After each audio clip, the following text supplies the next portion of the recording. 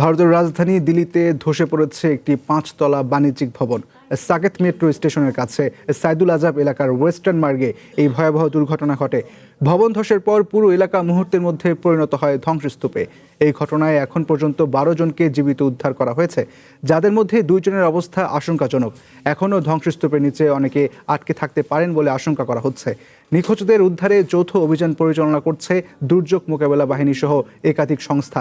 স্থানীয় বাসিন্দা ও ফায়ার সার্ভিসের কর্মকর্তারা জানান, ধসে পড়া ভবনটিতে একটি মেডিকেল কোচিং ইনস্টিটিউট, কয়েকটি ক্যাফে ও কর্পোরেট অফিস ছিল।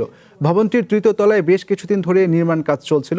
শনিবার স্থানীয় সময় সন্ধ্যা 8:45টার দিকে হঠাৎ পুরো ভবনটি ধসে পাশের একটি অস্থায়ী টিনের ছাউনি দেওয়া ক্যান্টিনের উপর পড়ে।